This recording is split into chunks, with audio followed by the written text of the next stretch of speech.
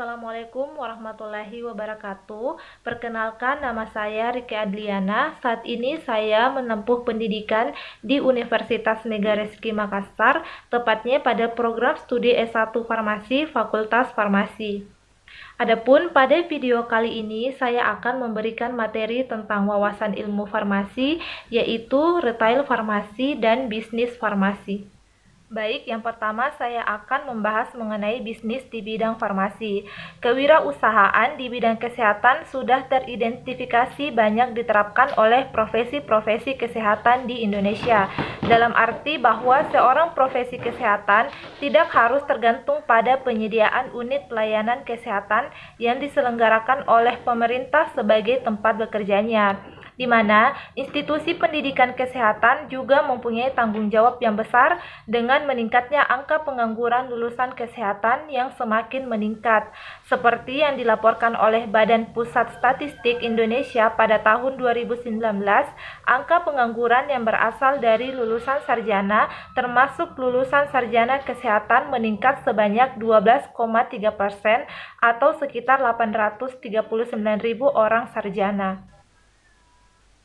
Nah, oleh karena itu, institusi pendidikan punya tanggung jawab untuk memampukan lulusannya agar membuka lapangan pekerjaan sendiri. Maka di dalam kurikulum terdapat mata kuliah tentang kewirausahaan. Itu sebabnya beberapa alumni dari institusi pendidikan kesehatan sudah banyak yang termotivasi untuk memulai bisnis kesehatan secara mandiri. Nah, industri-industri besar dan kecil yang bergerak di bidang kesehatan juga telah terbangun di Indonesia khususnya.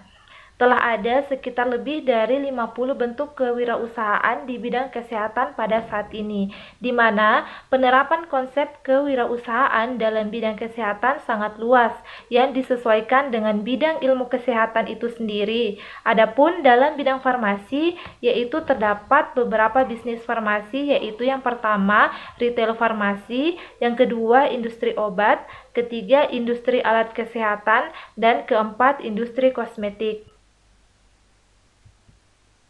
Dalam konteks bisnis, arti retail adalah suatu kegiatan pemasaran produk, baik barang maupun jasa yang dilakukan secara eceran atau satuan langsung kepada konsumen akhir untuk penggunaan rumah tangga atau pribadi dan bukan untuk dijual kembali. Nah, dalam dunia farmasi sendiri, retail melibatkan penjual-penjual obat generik atau merek, serta banyak toko farmasi besar yang ikut dalam penjualan perangkat medis atau alat kesehatan.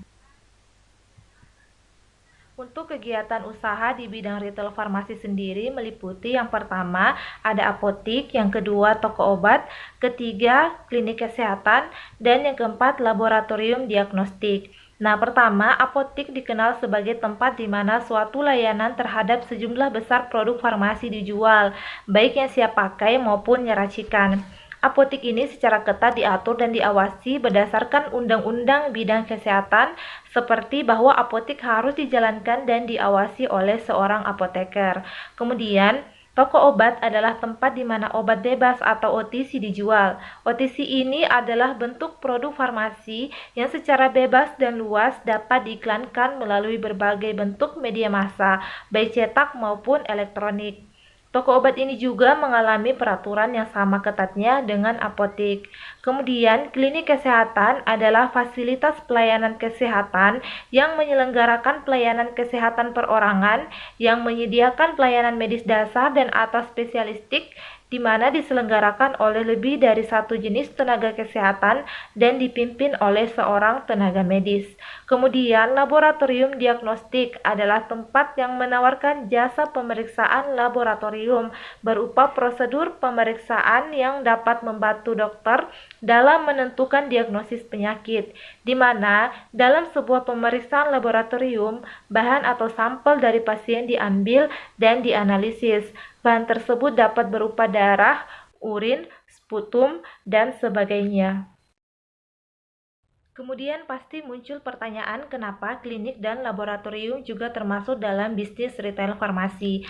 Hal ini dikarenakan baik klinik maupun laboratorium menawarkan atau menggunakan produk farmasi, yaitu pada klinik misalnya terdapat apotik yang menjual sediaan farmasi, sementara pada laboratorium menggunakan alat-alat kesehatan yang tentunya akan masuk dalam biaya pemeriksaan pasien. Retail farmasi atau wirausaha di bidang obat-obatan sering juga disebut sebagai retail farmakologi. Bisnis ini sangat berkembang saat ini serta memberikan janji keuntungan materi yang cukup besar. Wirausaha jelas juga harus mematuhi peraturan perusahaan farmasi retail, yaitu dalam bentuk peraturan Menteri Kesehatan. Nah, itulah materi yang bisa saya bawakan pada video kali ini. Terima kasih untuk teman-teman yang sudah menonton video saya. Assalamualaikum warahmatullahi wabarakatuh.